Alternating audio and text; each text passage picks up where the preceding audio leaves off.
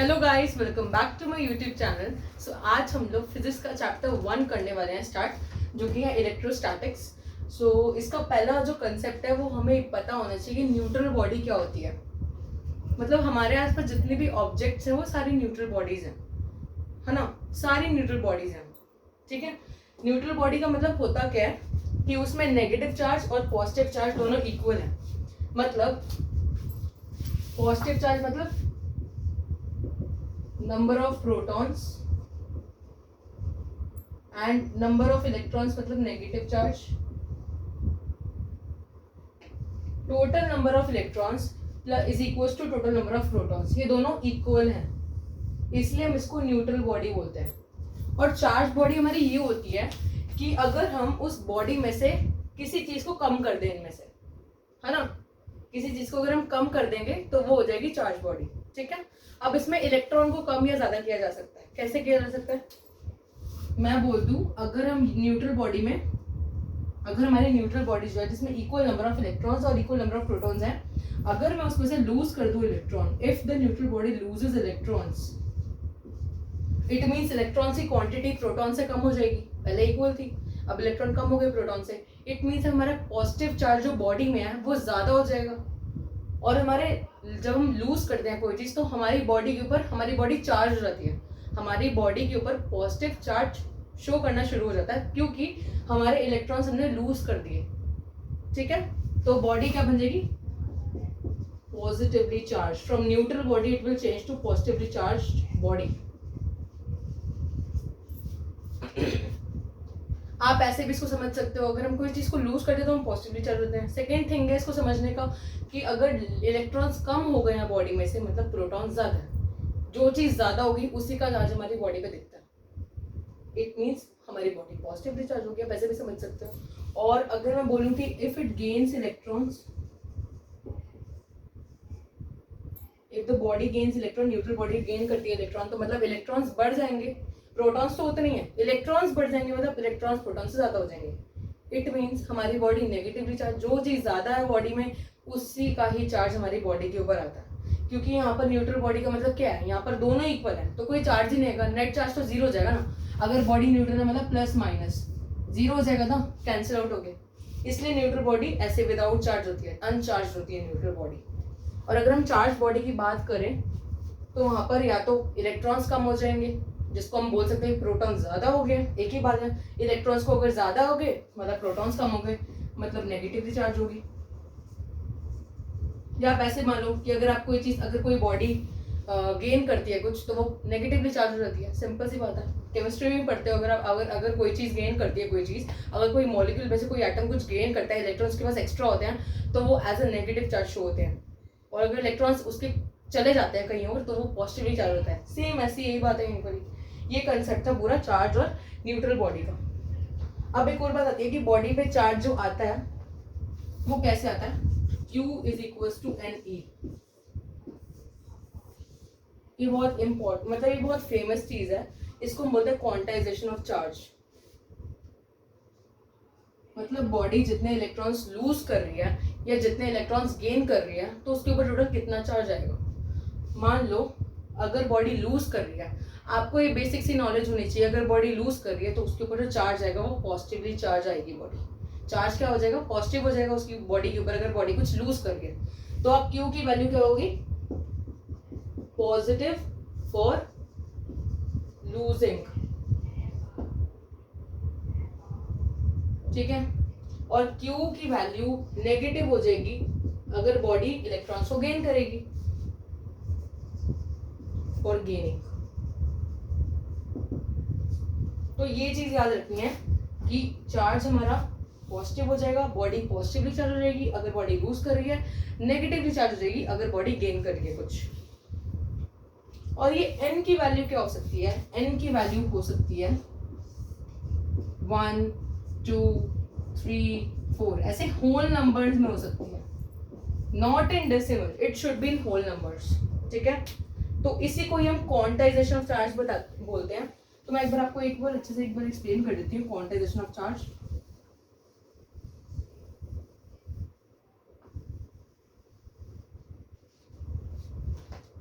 इसको हम बोलते हैं क्वांटाइजेशन ऑफ चार्ज।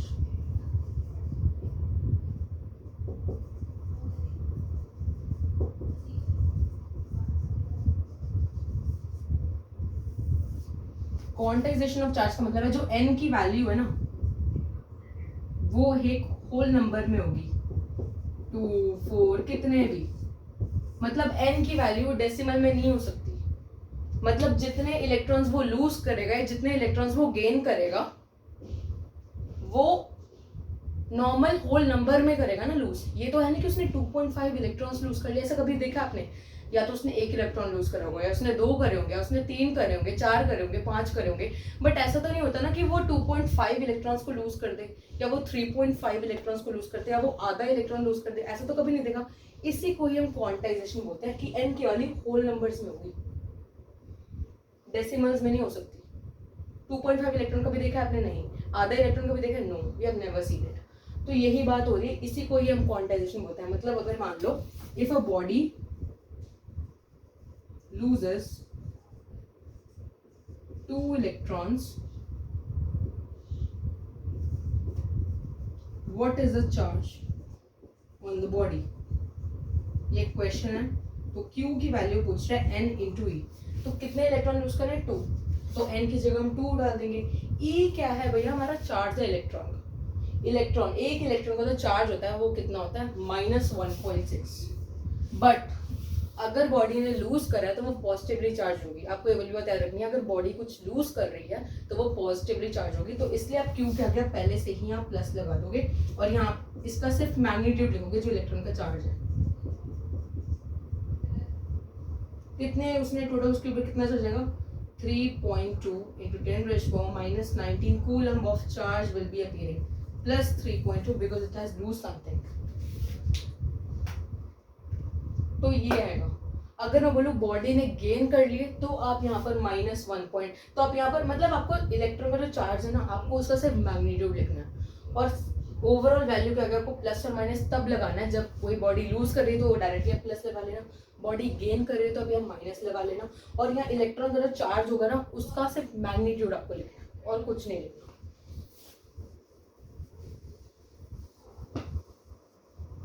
मैं आपको एक और क्वेश्चन बता देती हूँ।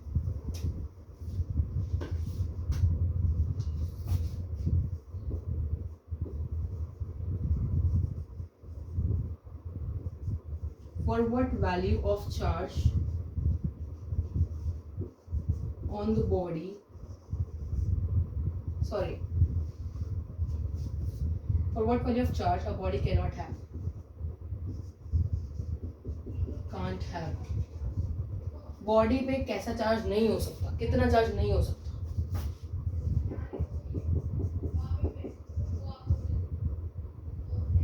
ए option 9.6, B option 4.8,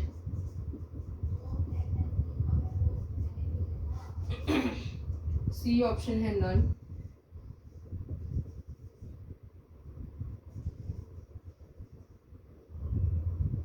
fourth option है 6.4।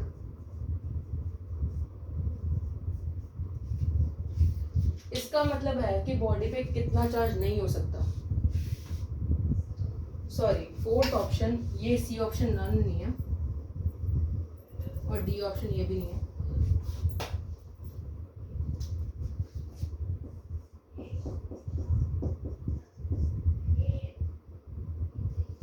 और है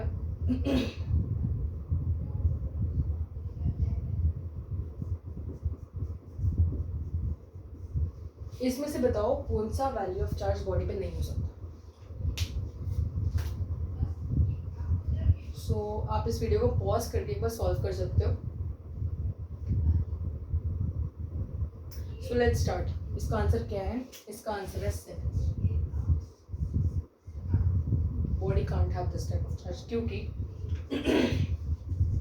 चार्ज क्या होता है? n टाइम्स ऑफ 1 इलेक्ट्रॉन का charge, n times of 1 electron का चार्ज। और मैंने आपको बोला कि n की वैल्यू डेसिमल में कभी नहीं हो सकती। मतलब जो एक इलेक्ट्रॉन का चार्ज होगा उसके मल्टीपल्स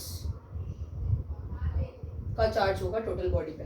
मतलब 1.6 के को जिससे 2 से करो, 3 से करो, 4 से करो, तो जो आंसर आएगा वो चार्ज हो सकता है बॉडी पे, उसके अलावा कुछ नहीं हो सकता। मतलब 1.6 का जो मल्टीपल होगा वो होता है n multiples of 1.6, means n times 1.6 को करने पे होता है बॉडी का चार्ज।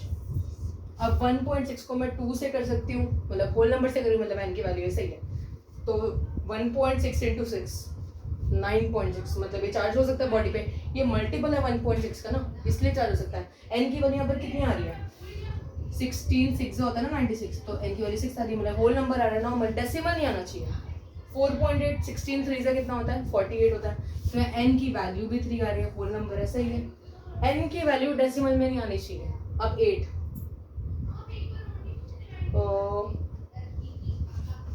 n की वैल्यू होगी 5, क्योंकि 1.6 इंटू 5 8.0, मतलब 8 आ गई, तो ये होगी इसकी वैल्यू। मतलब इंटीग्रल मल्टीपल है, होल नंबर्स में आ रहे हैं मल्टीपल्स। 1.6 के जो मल्टीपल्स होंगे वही इस बॉडी पे चार्ज होगा। और अगर मैं इसकी बात करूँ तो 1.6 का कोई मल्टीपल ही नहीं है ना, ये 1.6 के टाइम में कहाँ पर आपको दिख रहा है कि 7 आ रहा है, इसलिए ये चार्ज नहीं है बॉडी पे। तो ऐसा एक क्वेश्चन जरूर आता है, तो ये वो चीज़ याद रखिए कि n की वैल्यू होल नंबर में होती है, डेसिमल में नहीं होती। It can never be in fraction. Fraction को अगर आप सिंपल फॉर्म में करोगे तो वो डेसिमल ही बनता है, तो डेसिमल में भी नहीं होगी, फ्रैक्शन में भी नहीं होगी, क्योंकि आधा इलेक्ट्रॉन ही होता। इलेक्ट्रॉन का 1 charge into number of electrons, number of electrons है n, तो नंबर ऑफ इलेक्ट्रॉन्स कभी भी डेसिमल में भी नहीं हो सकते, फ्रैक्शन में भी नहीं हो सकते। अब जल्दी से बात कर लेते हैं second topic of today is electric field. Third topic बोल लो, क्योंकि क्वांटाइजेशन ऑफ चार्ज वगैरह गिनते हो तो। इलेक्ट्रिक फील्ड,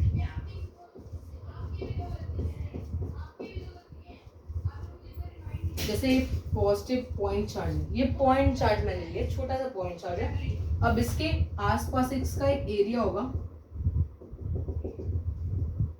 जहां तक अगर कोई बॉडी आ जाएगी, अननोन बॉडी जो कि अनचार्ज है, वो हमारी तरह न्यूट्रल बॉडी है, और अगर वो इसके इन्फ्लुएंस में आ गई तो वो या तो अट्रैक्ट होगी, है ना, अट्रैक्ट ही होगी, सिंपल सी बात है, या डिस्ट्रैक्ट, मतलब जो भी है।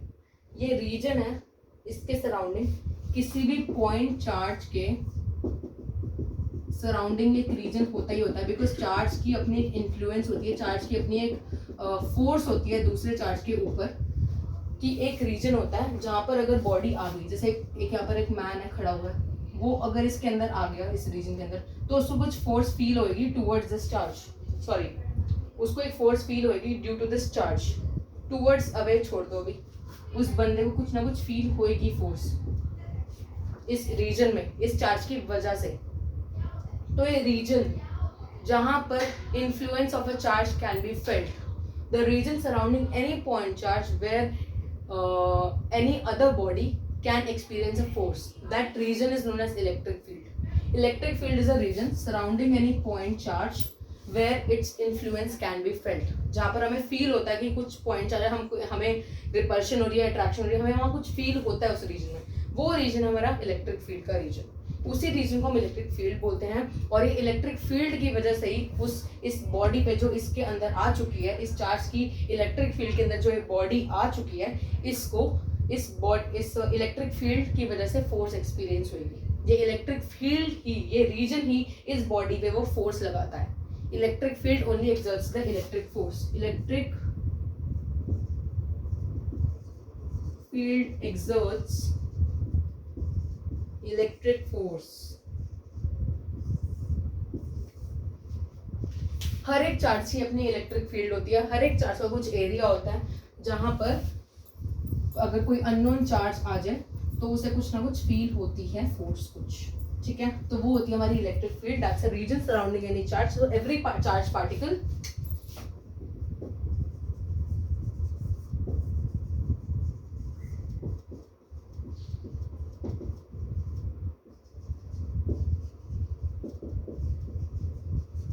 own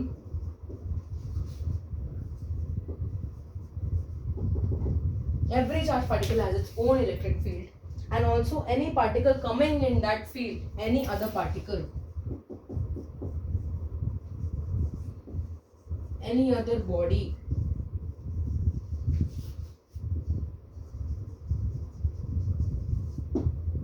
coming or entering in that field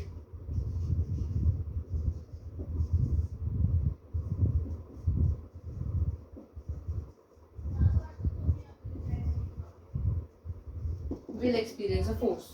Okay, so any other body coming in that field will experience a force. तो ये जो इलेक्ट्रिक फील्ड है, जो रीजन है, किसी भी पॉइंट पर अगर वो नेगेटिव चार्ज भी होगा तो उसकी भी खुद की इलेक्ट्रिक फील्ड, कोई भी चार्ज पार्टिकल हो उसकी खुद का कोई उसके आसपास जो रीजन होता है, एक पर्टिकुलर बाउंड्री होती है उस रीजन की जहां तक वो अपनी फोर्स किसी एक के ऊपर एक्सर्ट कर सकता है। जहां तक अगर पार्टिकल कोई अंदर उस एरिया में आ जाए तो उसे कुछ फोर्स फील होगी, it will that particle that body will experience some force due to that charge, क्योंकि वो उसके इलेक्ट्रिक फील्ड वाले रीजन में आ चुका है। अगर वो बाहर रहेगा तो उसे कोई फील ही नहीं होनी कोई फोर्स। अगर इलेक्ट्रिक फील्ड रीजन के अंदर कोई आ गया तो उसे फील होनी है, अदरवाइज को कोई फील नहीं होती फोर्स। तो हमारी ये बात है। और जो हमारी इलेक्ट्रिक फील्ड होती है ना, वो वेक्टर क्वांटिटी है। It's what, it's a vector quantity, क्योंकि हम इसको एरो के थ्रू रिप्रेजेंट करने वाले हैं। It's a vector quantity. Electric field हमारी होती है vector quantity. Every charge particle has its own electric field, has its own surrounding region where it's influenced, where some other person who is coming in that field can that feel that electric force, and any other body coming in that field will experience a force. So that is about the electric field. अब मैं आपको बात बताती हूँ, एक 3 cases हैं। अगर हमारा चार्ज पार्टिकल, फर्स्ट केस, अगर हमारा चार्ज पार्टिकल रेस्ट पे है मीन्स उसकी वेलोसिटी 0 है, तो वो अपने आसपास वाले रीजन में सिर्फ इलेक्ट्रिक फील्ड प्रोड्यूस करता है। हर एक की इलेक्ट्रिक फील्ड होती है, उसकी भी इलेक्ट्रिक फील्ड है, तो वहां पर क्या होगी, सिर्फ इलेक्ट्रिक फील्ड होगी उस चार्ज पार्टिकल की वजह से। उसके सराउंडिंग रीजन में क्या होगी, इलेक्ट्रिक फील्ड होगी। सेकेंड केस, ये तो आपको फर्स्ट केस मैंने बता ही दिया, नॉर्मल इलेक्ट्रिक फील्ड का ही पार्ट है, तो एक तरह से और टॉपिक ही होगी जो मैंने भी जस्ट बताया आपको। और सेकेंड पार्ट है, अगर हमारा charge particle is moving with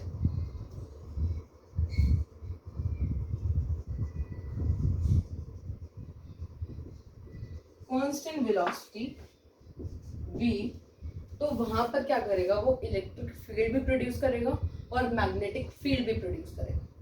ये बातें याद रखनी है कि वो इलेक्ट्रिक फील्ड भी प्रोड्यूस करेगा, उसकी वजह से इलेक्ट्रिक फील्ड भी होगी,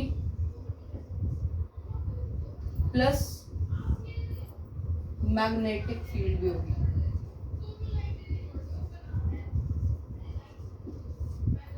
और अगर हमारा थर्ड केस,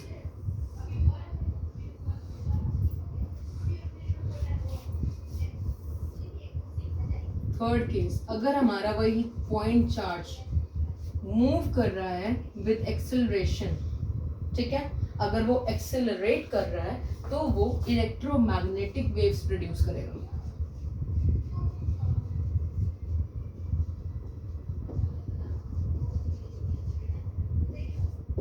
करेगा। ये चार्ज, ठीक है। और ये चार्ज इलेक्ट्रिक फील्ड प्रोड्यूस करता है अगर ये रेस्ट पे होगा। अगर ये मूव कर रहा है विद अ कांस्टेंट वेलोसिटी तो ये हमारी electric field plus magnetic field को प्रोड्यूस करता है। और अगर ये एक्सेलरेट कर रहा है सो ये इलेक्ट्रोमैग्नेटिक वेव्स को प्रोड्यूस करेगा, जनरेट करेगा। तो ये 3 केसेस हैं जो हमें याद रखने हैं।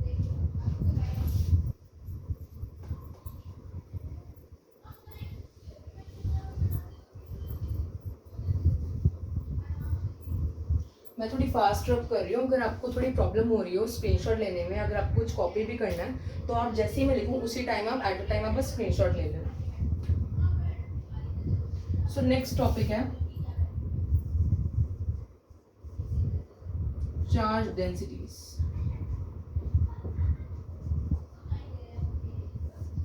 जैसे 1D बॉडी है, ठीक है, ये 1D बॉडी मान लो, ठीक है। यहाँ पर चार्ज यूनिफॉर्मली डिस्ट्रीब्यूट हुआ है इस पूरी बॉडी में, positive charge, positive positive positive positive 1D body में। तो वहां पर हमारी क्या होती है, लीनियर चार्ज डेंसिटी। फर्स्ट है ये केस है 1D बॉडी का, जहां पर हमारी क्या होती है, लीनियर चार्ज डेंसिटी। इसको आप ऐसे ही बना सकते हो, ऐसे ऐसे ऐसे ऐसे ऐसे छोटे छोटे चार्ज, या नेगेटिव चार्ज बना लो, कोई प्रॉब्लम नहीं है। Linear charge density because 1D body है, because charge is distributed, okay, uniformly on that surface, मतलब on that 1D body, not surface. So charge per unit length, okay, because it is spread uniformly along the length. It is spread uniformly along the length in one particular direction. That's why it is a linear charge density, जिसको हम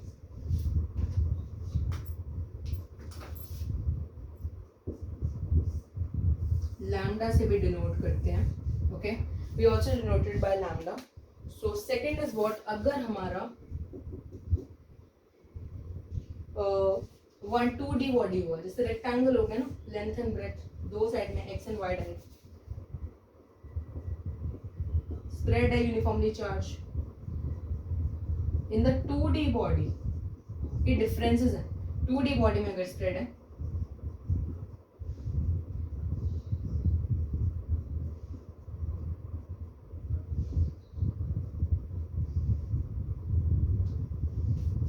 ठीक है, तो वहां पर क्या होती है, हमारी पूरे सरफेस पे चार्ज प्रेजेंट है यूनिफॉर्मली. यहाँ पर पूरी लेंथ पे था, ये सरफेस है, ये 2D बॉडी है, तो यहाँ पर क्या होती है, सरफेस चार्ज डेंसिटी, ओके. ये बीच में था तो मैंने ऐसे ही कर दिया. इसको हम क्या बोलते हैं, सिग्मा. वो लैम्डा था, इसको क्या बोलते हैं, sigma. Charge per unit area, surface area, ठीक है. यूनिफॉर्मली जहाँ डिस्ट्रीब्यूट होगा ना चार्ज, उसका हमें मतलब हमें उसकी डायमेंशंस लेनी है. यहाँ लेंथ पे था इसलिए लेंथ ले ली. यहाँ पूरे सरफेस पे मतलब एरिया लेना पड़ेगा इसका, क्योंकि यहाँ पर यूनिफॉर्मली डिस्ट्रीब्यूटेड है वो पूरा चार्ज.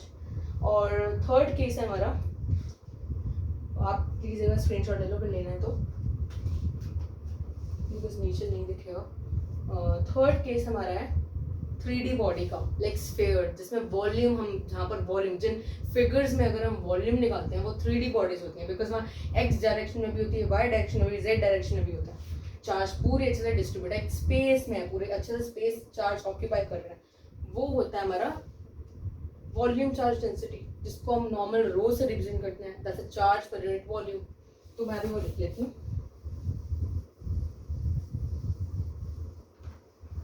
तो अगर 3D बॉडी लेते हैं,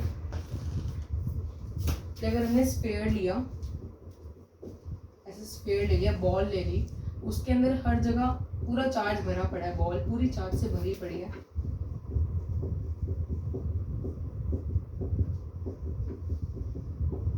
positive charge, positive charge, positive charge. तो यहाँ पर चार्ज पूरा यूनिफॉर्मली अंदर भरा हुआ है. आपको लग रहा है कि ये बस एक सरफेस है, नहीं, ये पूरी एक बॉल है, उसके अंदर पूरा अच्छे से चार्ज भरा हुआ है. तो यहाँ पर ये 3D बॉडी है, इसलिए यहाँ पर चार्ज यूनिफॉर्मली डिस्ट्रीब्यूटेड है in the full volume, in the full space inside in the ball. तो उसमें क्या होता है, volume charge density.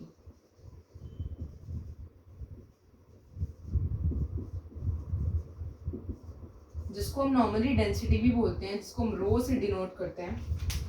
Sorry,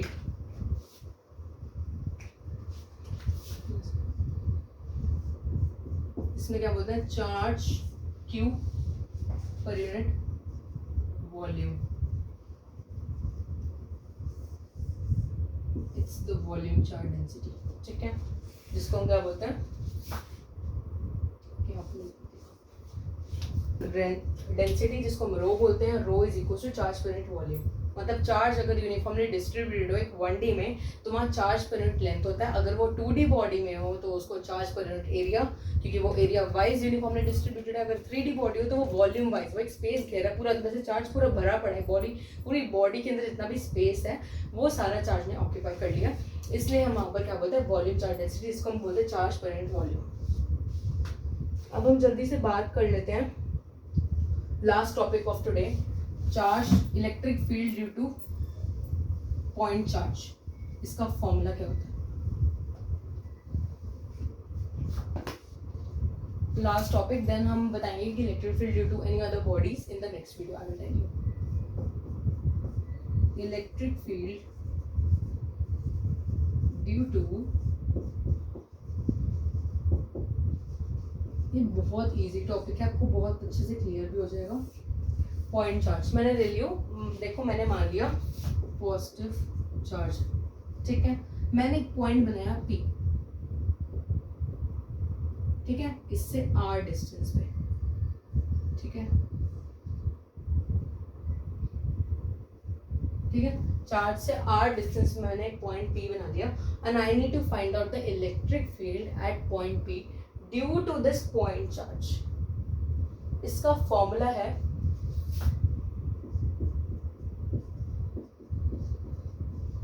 KQ upon R square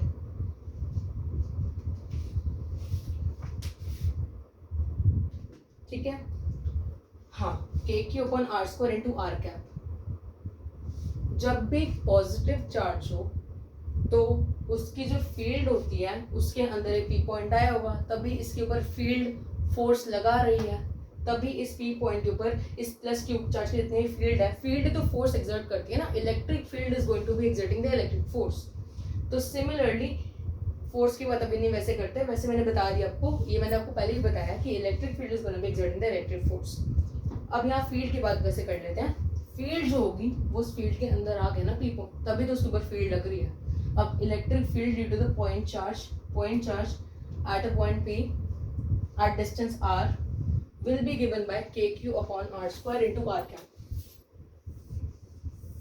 ये बात हमेशा याद रखो, जब भी प्लस क्यू चार्ज होगा, अगर उसकी वजह से अगर हम इलेक्ट्रिक फील्ड निकाल रहे हैं तो हमेशा प्लस क्यू से अवे जाएगा वो पॉइंट, प्लस क्यू से अवे डायरेक्शन में उस पॉइंट के ऊपर इलेक्ट्रिक फील्ड लगेगी। मतलब प्लस क्यू तो P के इस तरफ है, बट प्लस क्यू की वजह से जो फील्ड आएगी इस तरफ आएगी, अवे हमेशा, ठीक है। प्लस चार्ज की वजह से जो उस P पॉइंट पे फील्ड लग रही है वो हमेशा उसके अवे होगी, ये बात रट लो। प्लस चार्ज की वजह से जब भी फील्ड होती है उसके अवे होती है, और ये जो R स्क्वायर है यही वो डिस्टेंस है, और Q वही वो चार्ज है जिसकी वजह से निकाल रहे हो, उसका इस पे पूरे में आपको मैग्नीट्यूड लिखना है, ये पूरा मैग्नीट्यूड आपको लिखना है, और ये डायरेक्शन का काम करेगा जो R कैप, ठीक है। तो ये जो KQ अपॉन R स्क्वायर है ना, ये सिर्फ आपको मैग्नीट्यूड लिखना है और कुछ नहीं लिखना, ओनली मैग्नीट्यूड। चार्ज पॉजिटिव हो चार्ज नेगेटिव हो, सिर्फ मैग्नीट्यूड लिखना है। और ये जो R कैप है वो मैं आपको बताती हूँ। R कैप, इसकी इंपॉर्टेंस क्या है, अगर हमारा प्लस चार्ज हो और P पॉइंट हो, या माइनस चार्ज हो और P पॉइंट, तो ये R की कैप ही इन दोनों में डिफरेंस लाती है। क्या लाती है, अगर मैं P पॉइंट पे प्लस चार्ज की वजह से जो डायरेक्शन है इलेक्ट्रिक फील्ड वो क्या होगी, अवे होगी, ठीक है, इस तरफ लगेगी P पॉइंट पे electric field due to this plus, ठीक है। ये पूरी इलेक्ट्रिक फील्ड है प्लस की, बट प्लस चार्ज से हमेशा अवे लगती है उस P पॉइंट पे इलेक्ट्रिक फील्ड जिसपे आप निकाल रहे हो उस प्लस चार्ज की वजह से। और जो माइनस चार्ज है और यहाँ P पॉइंट है, हमेशा माइनस चार्ज की वजह से P पॉइंट पे उसके टूवर्ड्स लगती है, ठीक है। और मैंने अवे को है ना, जो अवे है ना, मैंने उसको पॉजिटिव मान लिया। मैंने R कैप को क्या लिख दिया इस केस में, मैंने फर्स्ट केस में, ये सेकंड है, तो फर्स्ट केस जो था जो प्लस क्यू की वजह से जो P पॉइंट पे इलेक्ट्रिक फील्ड थी वो हमेशा प्लस क्यू चार्ज से हमेशा अवे लगेगी, उस P पॉइंट पे अवे जाएगा, मतलब प्लस क्यू से हमेशा दूर जाएगा। तो अवे के लिए चार्ज से अगर आप अवे जा रहे हो, प्लस चार्ज की वजह से इलेक्ट्रिक फील्ड में अगर आप अवे जा रहे हो, तो आपका R कैप क्या होगा, प्लस R कैप। तो अगर आप इसको इसका लिख दोगे तो क्या आ जाएगा आपका answer, plus KQ upon R square. और R कैप को आपको पता है कैसे खोलते हैं, ये यूनिट वेक्टर होता है। अगर R कैप को मैं लिखकर दिखाऊं तो क्या होता है, R vector upon magnitude, simple है ना। तो अब क्या लिखोगे, मतलब अगर आपको प्लस R लिखना है ना, इसको भी आप छोड़ दो। अगर R कैप पॉजिटिव है तो बस आपको पॉजिटिव लगा देना है, R कैप से बस आपको डायरेक्शन मिलेगी, डायरेक्शन आपको पता चल गई है प्लस, क्योंकि अवे जा रहे हो। मैंने अवे को पॉजिटिव माना है, मैंने टूवर्ड्स को नेगेटिव माना है, इसलिए मैग्नीट्यूड लिख दिया मैंने और उसके साथ डायरेक्शन के लिए प्लस लगा दिया। और अगर मैं माइनस की बात करूं, टूवर्ड्स है, तो मैं R कैप को कैसे मानूंगी, माइनस। मैंने माना अवे को प्लस और टूवर्ड्स को माइनस, और मैं ऐसे ही करती हूँ, तो माइनस के क्यू अपॉन आर स्क्वायर। इसका ये नहीं लिखना आपको ये नहीं लिखना, चार्ज का आपको सिर्फ मैग्नीट्यूड लिखना, बिकॉज यहाँ पर जो के क्यू अपॉन आर स्क्वायर ये जो पार्ट था ना, ये वाला पार्ट, यहाँ आपको सिर्फ मैग्नीट्यूड लिखना है चार्ज का भी, और ये जो आर कैप है ये डायरेक्शन आपको बताएगा। Minus because of towards, because of minus charge की वजह से टूवर्ड्स आया, जिसकी वजह से हमने यहाँ पर डायरेक्शन में माइनस लगा दिया, और एक पूरा मैग्नीट्यूड। मैं इसको एक बार आपको समिट अप कर देती हूँ।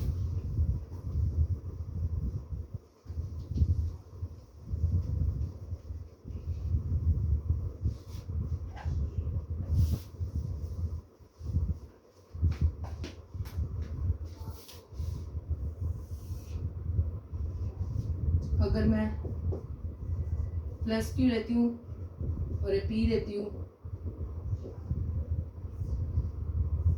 और आर लेती हूँ, तो हमारी इलेक्ट्रिक फील्ड जो आती है प्लस आती है, बिकॉज अवे लगेगी electric field, away from the charge. उस पी पॉइंट पे चार्ज, पी पॉइंट पे जो इलेक्ट्रिक फील्ड लगेगी इस चार्ज की वजह से, इसके टूवर्ड्स नहीं लगेगी, उससे अवे लगती है प्लस के केस में, प्लस चार्ज के केस में। नेगेटिव चार्ज की वजह से अगर आप पी पॉइंट पे निकाल रहे हो जो कि आर डिस्टेंस ही दूर है, तो पी पॉइंट पे नेगेटिव के टूवर्ड्स लगती है, मतलब पी पॉइंट पे जो इलेक्ट्रिक फील्ड आएगी because of the negative charge उसके टूवर्ड्स आएगा पी पॉइंट। ओके, तो टूवर्ड्स के लिए मैंने माइनस यूज करा, और के क्यू अपॉन आर स्क्वायर मैंने मैग्नीट्यूड लिखा सिर्फ चार्ज का, और माइनस मैंने डायरेक्शन के लिए लिखा बिकॉज वो टूवर्ड्स है। ये आपका आ गया स्क्वायर सॉरी, ठीक है। तो प्लस माइनस आपको क्लियर हो जाना चाहिए। इस केस में मैंने कहाँ प्लस लिखा, कहाँ माइनस लिखा, और जस्ट दैट मच। सो ये हमारा पूरा थ्योरी होगी। So that's all for today, and thank you so much for watching my video. Please like, share and subscribe.